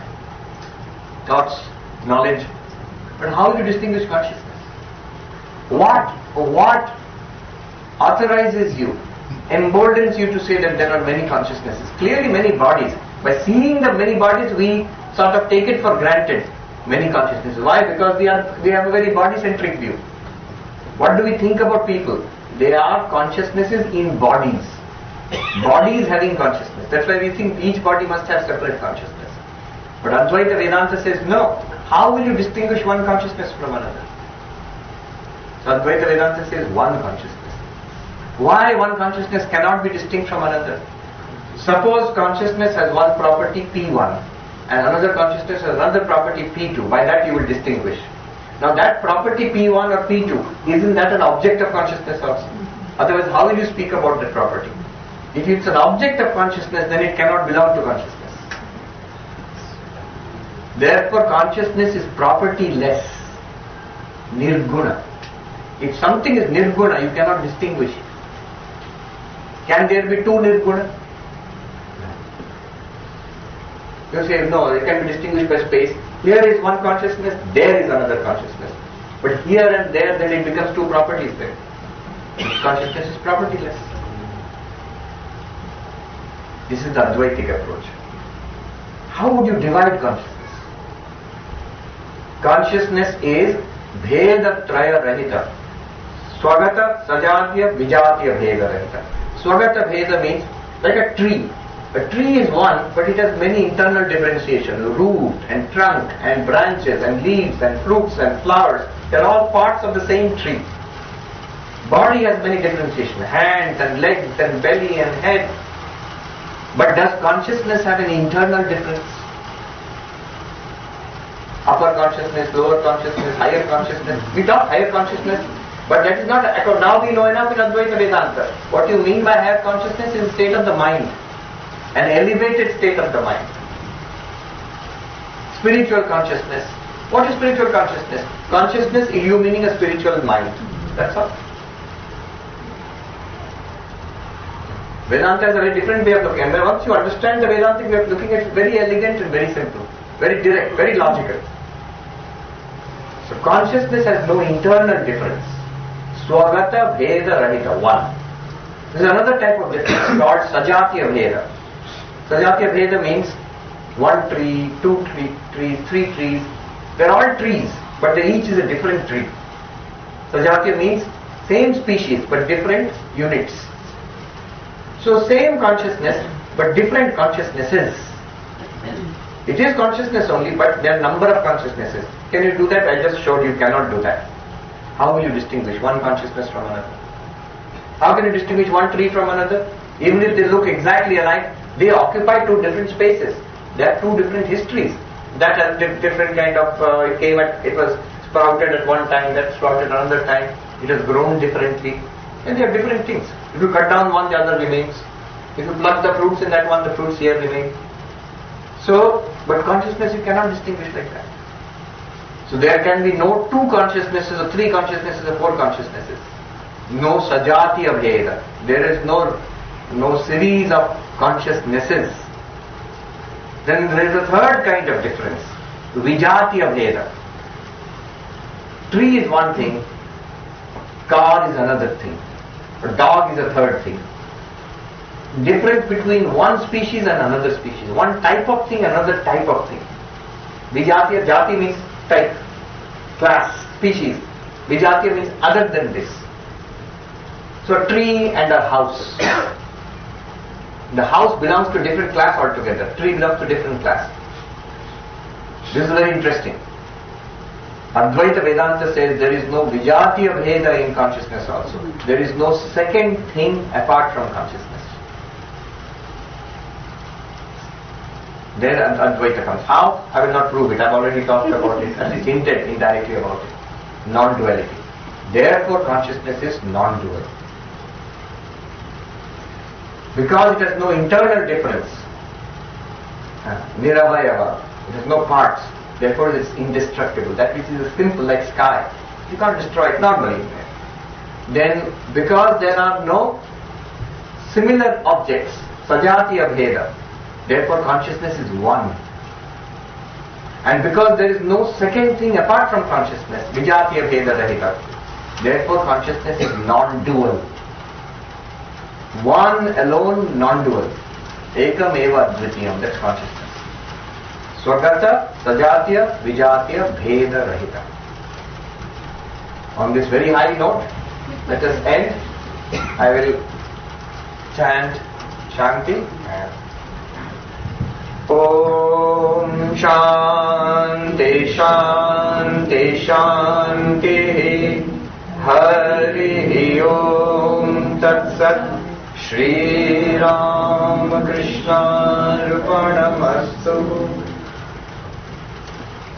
Very good. Thank you so much. I had a good time. I don't know about you.